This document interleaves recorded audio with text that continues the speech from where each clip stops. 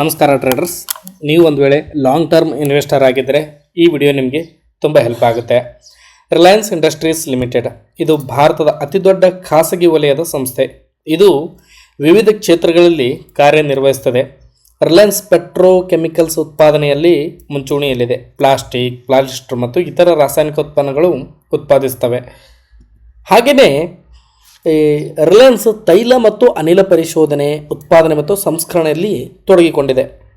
ರಿಲಯನ್ಸ್ ಜಿಯೋ ಭಾರತದ ಅತಿದೊಡ್ಡ telecom operator ಆಗಿದ್ದು ಮೊಬೈಲ್, ಬ್ರಾಡ್ಬ್ಯಾಂಡ್ ಮತ್ತು ಡಿಜಿಟಲ್ ಸೇವೆಗಳನ್ನು ಒದಗಿಸುತ್ತದೆ.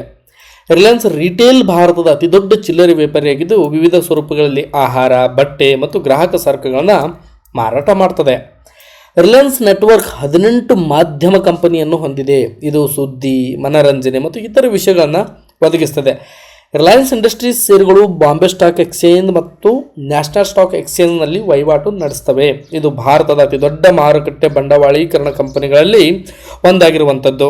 ಸೊ ಹಾಗಾಗಿ ಈಗ ನೀವು ರಿಲಯನ್ಸ್ ಇಂಡಸ್ಟ್ರೀಸ್ನ ಒಂದು ಕರೆಂಟ್ ಮಾರ್ಕೆಟ್ ಪ್ರೈಸನ್ನು ನೋಡೋದಾದರೆ ಲೈವಲ್ಲಿ ಇವತ್ತು ಅಂದರೆ ದಿನಾಂಕ 12 ಮಾರ್ಚ್ 2025 ಇವತ್ತಿನ ಒಂದು ಕರೆಂಟ್ ಮಾರ್ಕೆಟ್ ಪ್ರೈಸ್ 1252 ಇದೆ.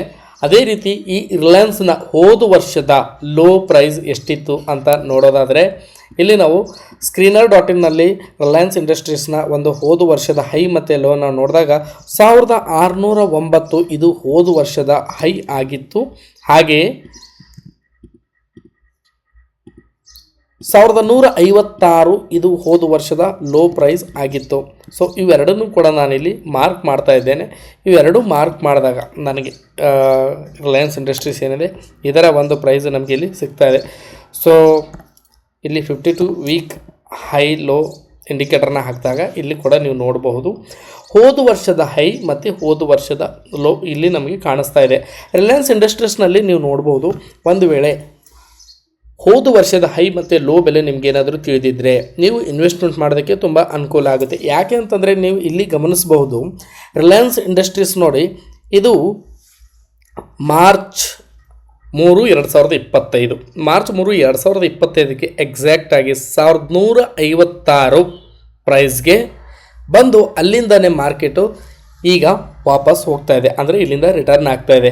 ಯಾಕೆ ಹೋದ ವರ್ಷದ ಲೋ ತುಂಬ ಇಂಪಾರ್ಟೆಂಟ್ ಆಗುತ್ತೆ ಅಂತಂದರೆ ಯಾವುದಾದ್ರೂ ಒಂದು ಸ್ಟಾಕ್ ಮುಂದಿನ ವರ್ಷ ನಾವು ಇನ್ವೆಸ್ಟ್ಮೆಂಟ್ ಮಾಡಬೇಕು ಅಥವಾ ಲಾಂಗ್ ಟರ್ಮ್ ಇನ್ವೆಸ್ಟ್ಮೆಂಟ್ಗೆ ಬೈ ಮಾಡಬೇಕು ಅಂತಂದರೆ ಆ ಒಂದು ಹಿಂದಿನ ವರ್ಷದ ಲೋ ಪ್ರೈಸ್ಗೆ ನೀವು ಇನ್ವೆಸ್ಟ್ಮೆಂಟ್ ಮಾಡಿದರೆ ಲಾಂಗ್ ಟರ್ಮ್ನಲ್ಲಿ ನೀವು ಹಣನ ಸಂಪಾದನೆ ಮಾಡಬಹುದು ಅಂತ ಹೇಳ್ಬೋದು.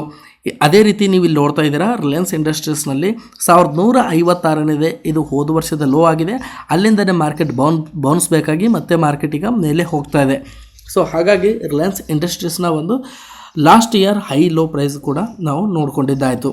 ಅದೇ ರೀತಿ ಇಲ್ಲಿ ನೀವು ನೋಡ್ಬೋದು market capitalisation, current price, high low, stock P, book value, dividend yield, ROCE, ROE, earning per share, ROCE, industry P ಇದನ್ನು ನೋಡಿಕೊಂಡಾಗ ನಾವು ಇಲ್ಲಿ ಇಂಡಸ್ಟ್ರಿ ಪಿ ಬಂದು 19.9 ಇದೆ. ಹಾಗೆ ಸ್ಟಾಕ್ ಪಿ ಬಂದು 24.4 ಇದೆ. ಹಾಗಿದ್ರೆ ಇದು ಓವರ್ ವ್ಯಾಲ್ಯೂಡ್ ಸ್ಟಾಕ್ ಆಗಿದೆ. ಯಾವ ಒಂದು ಶೇರು ಇಂಡಸ್ಟ್ರಿ ಪಿಗಿಂತ ಕಡಿಮೆ ಇರುತ್ತೆ ಅದನ್ನು ಅಂಡರ್ ವ್ಯಾಲ್ಯೂ ಸ್ಟಾಕ್ ಅಂತ ಹೇಳ್ಬೋದು. ಯಾವುದು ಇಂಡಸ್ಟ್ರಿ ಪಿಗಿಂತ ಜಾಸ್ತಿ ಇರುತ್ತೆ ಅದನ್ನು ಓವರ್ ವ್ಯಾಲ್ಯೂಡ್ ಸ್ಟಾಕ್ಸ್ ಅಂತ ನಾವು ಹೇಳಬಹುದು. ಇದು 1156 ಏನಿದೆ ಇದು ಹೋದ ವರ್ಷದ ಲೋ ಇತ್ತು. ಇಲ್ಲಿಗೆ ನೀವು ಒಂದು ವೇಳೆ ಖರೀದಿ ಮಾಡಿದರೆ ಲಾಂಗ್ ಟರ್ಮ್ ಇನ್ವೆಸ್ಟ್ಮೆಂಟ್ಗೆ ಇದು ಉತ್ತಮವಾದ ಬೆಲೆ ಆಗ್ತಾ ಇತ್ತು. ಅದೇ ರೀತಿ ನೀವು ನೋಡ್ಬೋದು. ಹಾಗೆ ಇಲ್ಲಿ EPS ಏನಿದೆ ಅರ್ನಿಂಗ್ ಪರ್ ಶೇರ್, ಅಂದರೆ ಒಂದು ಶೇರಿಗೆ ಈಗ 1250 ರೂಪಾಯಿ ನೀವು ಪೇ ಮಾಡ್ತಿದ್ದೀರಾ ಅಂತಂದರೆ ಒಂದು ಶೇರಿಗೆ ರಿಲಯನ್ಸ್ ಇಂಡಸ್ಟ್ರೀಸ್ 51 ರೂಪಾಯಿ ಸಂಪಾದನೆ ಮಾಡ್ತಾ ಇದೆ ಅಂತ ಅರ್ಥ. ಅಂದರೆ 1 ರೂಪಾಯಿ ಸಂಪಾದನೆ ಮಾಡೋದಕ್ಕೆ ನಾವು 24 ರೂಪೀಸ್ನ ಪೇ ಮಾಡ್ತಾ ಇದ್ದೀವಿ ಅಂತ.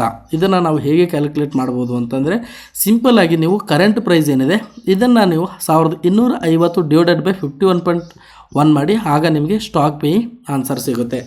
ಬುಕ್ ವ್ಯಾಲ್ಯೂ ನೋಡಿ 606 ರೂಪೀಸ್ ಇದೆ. ROE ಮತ್ತು ROCE ಪಾಸಿಟಿವ್ ಅಲ್ಲಿದೆ. ಹಾಗೆ ಈ ಒಂದು ಶೇರಿನ ನೀವು ಪಿ ರೇಷಿಯೋ ನೋಡಬಹುದು. ಇಲ್ಲಿ ಒಂದು ಮೀಡಿಯನ್ ಪಿ ಅಂದರೆ 26.4 ಇದೆ. ಅದೇ ರೀತಿ ಈಗ ಒಂದು ರಿಲಯನ್ಸ್ ಇಂಡಸ್ಟ್ರೀಸ್ನ ಪಿ ರೇಷಿಯೋ ಇದೆ 24.4 ಇದೆ. ಸೊ ಹಾಗಾಗಿ ಮೀಡಿಯನ್ ಪಿಗಿಂತ ಕೆಳಗಡೆ ಇರೋ ಸ್ಟಾಕ್ಸನ್ನು ನಾವು ಲಾಂಗ್ ಟರ್ಮ್ಗೆ ಇನ್ವೆಸ್ಟ್ಮೆಂಟ್ ಮಾಡಬಹುದು. ಹಾಗೆಯೇ ಈ ಒಂದು ಕಂಪನಿಯ ಪೀರ್ ಕಂಪ್ಯಾರಿಸನ್ ನೋಡಿದಾಗ ಈ ರಿಲಯನ್ಸ್ ಇಂಡಸ್ಟ್ರೀಸ್ ಏನು ಕೆಲಸ ಮಾಡುತ್ತೆ ಅದೇ ರೀತಿ IOCL, BPCL, HPCL, MRPL, CPCL ಮತ್ತು ಗಂಧಾರ್ ಆಯಿಲ್ ಅಂತ ಇದೆ. ಈ ಕಂಪನಿಗಳು ಈ ಒಂದು ರಿಲಯನ್ಸ್ ಇಂಡಸ್ಟ್ರೀಸ್ನ ಪೀರ್ ಕಂಪ್ಯಾರಿಸನ್ ಆಗಿದೆ. ಇದರಲ್ಲಿ ನೀವು ನೋಡ್ಬೋದು ಇಂಡಸ್ಟ್ರಿ ಪಿ 19.87 ಎಲ್ಲವೂ ಕೂಡ 19.87 ಇದೆ ಇಂಡಸ್ಟ್ರಿ ಪಿ. ಅದರಲ್ಲಿ ನೀವು ಈಗ ಓವರ್ ವ್ಯಾಲ್ಯೂ ಸ್ಟಾಕ್ ಇದು ನೋಡಿ, ಸ್ಟಾಕ್ ಪಿ ಏನಿದೆ 24.39 ಇದೆ ರಿಲಯನ್ಸ್ ಇಂಡಸ್ಟ್ರೀಸು. ಸೊ ಹಾಗಾಗಿ ಇದನ್ನು ನಾವು ಓವರ್ ವ್ಯಾಲ್ಯೂಡ್ ಅಂತ ಹೇಳ್ಬೋದು.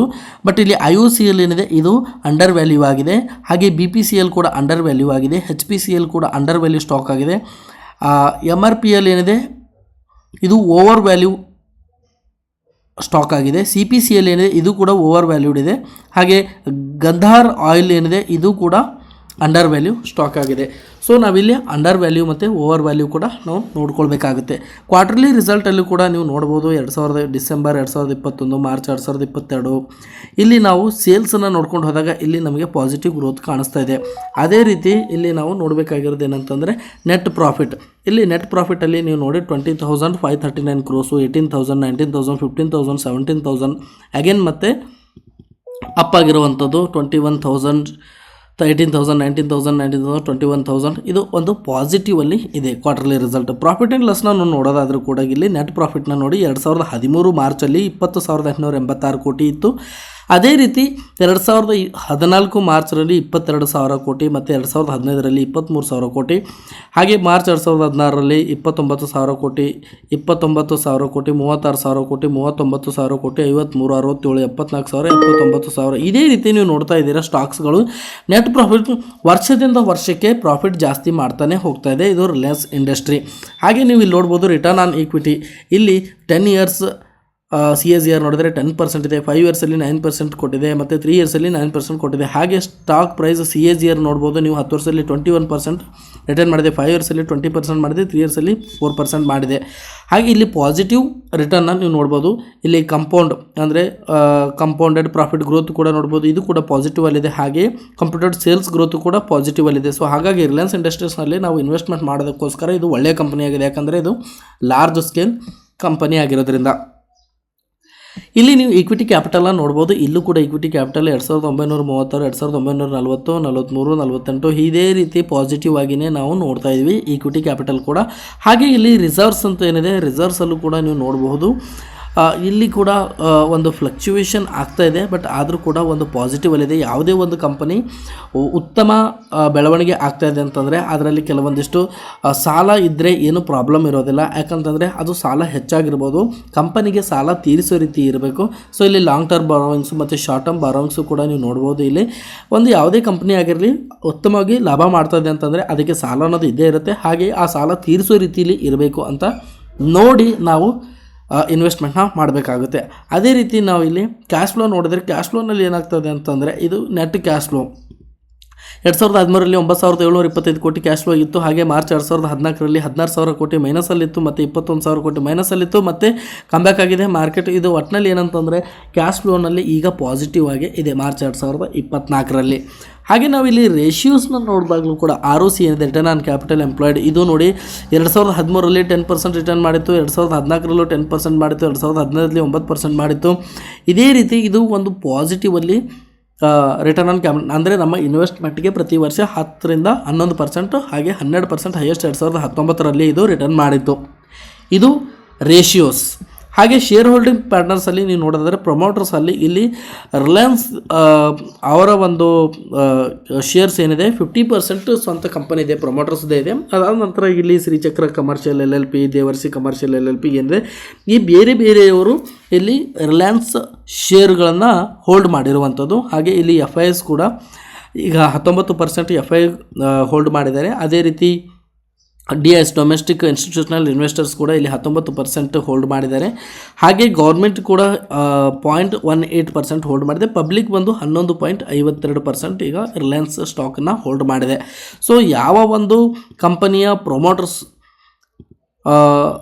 ಇರೋದಿಲ್ವೋ ಅಂಥ ಕಂಪನಿಗಳನ್ನು ನಾವು ಸ್ವಲ್ಪ ಕೇರ್ಫುಲ್ಲಾಗಿ ನೋಡಬೇಕಾಗುತ್ತೆ. ಪ್ರೊಮೋಟರ್ಸ್ ಇಲ್ಲದೇ ಇರೋ ಕಂಪನಿಗಳಲ್ಲಿ ಹೂಡಿಕೆ ಮಾಡೋದು ಅಷ್ಟೊಂದು ಲಾಭದಾಯಕರವಾಗಿರೋದಿಲ್ಲ. ಸೊ ಇದೆಲ್ಲ ಮಾಹಿತಿನ ನೋಡಿದ ನಂತರ ರಿಲಯನ್ಸ್ ಇಂಡಸ್ಟ್ರೀಸನ್ನು ನಾವು ಲಾಂಗ್ ಟರ್ಮ್ ಇನ್ವೆಸ್ಟ್ಮೆಂಟ್ಗೆ ಖರೀದಿ ಮಾಡ್ಬೋದು ಅಂತ ನಾವು ಹೇಳ್ಬೋದು. ಯಾಕಂತಂದರೆ ಈಗ ಹೋದ ವರ್ಷದ 1156 ಲೋಗೆ ಬಂದು ಮಾರ್ಕೆಟ್ ಮತ್ತೆ ಬೌನ್ಸ್ ಬೇಕಾಗಿರೋದ್ರಿಂದ ಲಾಂಗ್ ಟರ್ಮ್ನಲ್ಲಿ ಇದು ಒಳ್ಳೆಯ ಲಾಭವನ್ನು ಮಾಡುವಂತಹ ಒಂದು ಸ್ಟಾಕ್ ಆಗಿದೆ. ಸೊ ಇದೇ ರೀತಿ ನೀವು ಬೇರೆ ಬೇರೆ ಸ್ಟಾಕ್ಸ್ಗಳನ್ನು ಅಧ್ಯಯನ ಮಾಡಿ ಲಾಂಗ್ ಟರ್ಮ್ಗೆ ಇನ್ವೆಸ್ಟ್ಮೆಂಟ್ ಮಾಡಬೇಕು ಅಂತಂದರೆ ಈ ರೀತಿ ನೀವು ಎಲ್ಲವನ್ನು ಚೆಕ್ ಮಾಡಬೇಕಾಗುತ್ತೆ. ಇದೇ ರೀತಿ ನಾನೀಗ ಟೆಕ್ನಿಕಲ್ ಅನಾಲಿಸಿಸು ಕೂಡ ಮಾಡ್ತೀನಿ. ಈಗ ಒಂದು ವರ್ಷದ ಹೈ ಮತ್ತು ಲೋ ನೋಡಿದ್ವಿ, 1156 ಏನಿದೆ ಲೋ ಇದೆ, ಅಲ್ಲಿಂದ ಬೌನ್ಸ್ ಬ್ಯಾಕ್ ಆಗ್ತದೆ.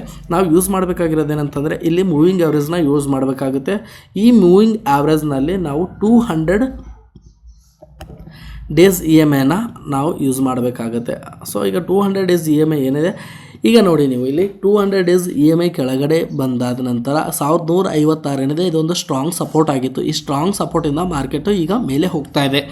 ಹಾಗೆ ನಾನು ವೀಕ್ಲಿ ಟೈಮ್ ಫ್ರೇಮಲ್ಲಿ ನೋಡಿದಾಗ ನಮಗೆ ಇಲ್ಲಿ 1156 ಏನಿದೆ ಇಲ್ಲಿ ನಮಗೆ ಸ್ಟ್ರಾಂಗ್ ಸಪೋರ್ಟ್ ಇತ್ತು ಮತ್ತು ಟ್ರೇಡಿಂಗ್ ಬಂದು 200 EMI ಮೇಲ್ಗಡೆನೇ ಆಗ್ತಾ ಇರೋದ್ರಿಂದ ಇದು ತುಂಬ ಸ್ಟ್ರಾಂಗ್ ಸಪೋರ್ಟ್ ಅಂತ ನಾವಿಲ್ಲಿ ಅರ್ಥ ಮಾಡ್ಕೊಳ್ಬಹುದು. ಅದೇ ರೀತಿ ನಾವು ಇಲ್ಲಿ RSI ಕೂಡ ಚೆಕ್ ಮಾಡಿದಾಗ ಇಲ್ಲಿ RSI ಯಾಕೆ ನೋಡಬೇಕಂತಂದರೆ relative strength index, stock over bought ಆಗಿದೆಯಾ ಅಥವಾ ಓವರ್ ಸೋಲ್ಡ್ ಆಗಿದೆ ಅಂತ ಕೂಡ ಚೆಕ್ ಮಾಡ್ಕೊಳ್ಬೋದು ನಾವಿಲ್ಲಿ. ನೀವು ನೋಡ್ತಾ ಇದ್ದೀರಾ ಈ ರಿಲಯನ್ಸ್ ಇಂಡಸ್ಟ್ರೀಸ್ನ RSI ನೋಡಿ, ಸ್ಟಾಕ್ ಇಲ್ಲಿ 1156ಕ್ಕೆ ಬಂದಾಗ ಆಲ್ಮೋಸ್ಟ್ ಸ್ಟಾಕ್ಸು ಸೋಲ್ಡ್ ಔಟ್ ಆಗಿತ್ತು. ಸೊ ಹಾಗಾಗಿ ಆಲ್ಮೋಸ್ಟ್ ಎಲ್ಲ ಓವರ್ ಸೋಲ್ಡ್ ಆದಾಗ ಮಾರ್ಕೆಟಲ್ಲಿ ಅಗೇನ್ ಬೈಯಿಂಗ್ ಸ್ಟಾರ್ಟ್ ಆಗುತ್ತೆ. ಅದಕ್ಕೆ ಕರೆಕ್ಟಾಗಿರೋ ಉದಾಹರಣೆ ಏನಂತಂದರೆ ರಿಲಯನ್ಸ್ ಇಂಡಸ್ಟ್ರಿಯಲ್ಲಿ 1156 ಎಷ್ಟು ಸ್ಟ್ರಾಂಗ್ ಸಪೋರ್ಟ್ ಆಗಿತ್ತು, ಆ ಸ್ಟ್ರಾಂಗ್ ಸಪೋರ್ಟ್ಗೆ ಬರೋಷ್ಟರಲ್ಲಿ ಎಲ್ಲ ಶೇರುಗಳು ಅಂದರೆ ಓವರ್ ಸೋಲ್ಡ್ ಆಗಿತ್ತು. ಇಲ್ಲಿಂದನೇ ಮಾರ್ಕೆಟ್ ಮತ್ತು ಬೌನ್ಸ್ ಬ್ಯಾಕ್ ಆಗಿರುವಂಥದ್ದು. ಮತ್ತು ನೀವು ವೀಕ್ಲಿ ಕೂಡ ನೋಡಿದಾಗ ಇಲ್ಲಿ ನಿಮಗೆ ಸ್ಟಾಕ್ಸ್ಗಳು ಇಲ್ಲಿ 2024 ಡಿಸೆಂಬರ್ ಕೊನೆ ಮೂಮೆಂಟ್ನಲ್ಲಿ ಕೂಡ ನೀವು ನೋಡ್ಬೋದು ಇಲ್ಲಿ ಸ್ಟಾಕ್ಸು ಓವರ್ ಸೋಲ್ಡ್ ಆಗಿತ್ತು. ಹಾಗಾಗಿ 1156 ಅನ್ನೋದು ಎಷ್ಟು ಸ್ಟ್ರಾಂಗ್ ಸಪೋರ್ಟ್ ಆಗಿದೆ ಅಂತ ನೀವು ಇಲ್ಲೇ ನೋಡ್ಬೋದು. ಈಗ ರಿಲಯನ್ಸ್ ಇಂಡಸ್ಟ್ರೀಸ್ ಲಾಂಗ್ ಟರ್ಮ್ ಇನ್ವೆಸ್ಟ್ಮೆಂಟ್ಗೆ ಒಳ್ಳೆಯ ಒಂದು ಶೇರ್ ಆಗಿದೆ. ಸೊ ಇದನ್ನು ನಾವು ಗಮನದಲ್ಲಿ ಇಟ್ಕೊಂಡು ಹೂಡಿಕೆನ ಮಾಡಬೇಕಾಗುತ್ತೆ. EMI ವೀಕ್ಲಿ EMIನಲ್ಲಿ 200 EMI ಮೇಲ್ಗಡೆ ಟ್ರೇಡ್ ಆಗ್ತಾ ಇದೆ. ಹಾಗೆ 1156 ಸಪೋರ್ಟ್ ತೊಗೊಂಡಿದೆ. ಮತ್ತು ನಾವು ಡೈಲಿ ಹೋದಾಗ ಇಲ್ಲಿ 1156 ಕೂಡ ಏನಾಗಿದೆ ಅಂತಂದರೆ ನಮಗೆ ಸ್ಟ್ರಾಂಗ್ ಸಪೋರ್ಟ್ ಆಗಿತ್ತು. 1312 ಒಂದು ವೇಳೆ ಬ್ರೇಕೌಟ್ ಮಾಡ್ತು ಅಂತಂದರೆ 200 ಡೇಸ್ EMIನಲ್ಲಿ ಉತ್ತಮವಾದ ಒಂದು ಲಾಭವನ್ನು ನಾವು ನಿರೀಕ್ಷೆ ಮಾಡಬಹುದು. ಲಾಂಗ್ ಟರ್ಮ್ ಇನ್ವೆಸ್ಟ್ಮೆಂಟ್ ಮಾಡಿದರೆ ಯಾವುದೇ ಕಾರಣಕ್ಕೂ ಹೆದರೋ ಅವಶ್ಯಕತೆ ಇಲ್ಲ. ನೀವು ಆರಾಮಾಗಿ 3 ರಿಂದ 5 ವರ್ಷ ಇದನ್ನು ಹೋಲ್ಡ್ ಮಾಡಬಹುದು. Thanks for watching the video. ಇದೇ ರೀತಿ ಮುಂದಿನ ಒಂದು ಸ್ಟಾಕ್ನ ವಿಶ್ಲೇಷಣೆಯನ್ನು ಮಾಡ್ತೇನೆ. ಇನ್ನೂವರೆಗೂ ನೀವು ನಮ್ಮ ಚಾನಲ್ನ ಸಬ್ಸ್ಕ್ರೈಬ್ ಮಾಡಿಲ್ಲ ಅಂತಂದರೆ ದಯವಿಟ್ಟು ಸಬ್ಸ್ಕ್ರೈಬ್ ಮಾಡ್ಕೊಳ್ಳಿ. ಹಾಗೆಯೇ ಈ ವಿಡಿಯೋ ನಿಮಗೆ ಇಷ್ಟ ಆಗಿದರೆ ಲೈಕ್ ಮಾಡಿ ಅಂತ ಹೇಳ್ತಾ ಈ ವಿಡಿಯೋನ ಮುಗಿಸ್ತಾ ಇದ್ದೀನಿ. ಧನ್ಯವಾದಗಳು.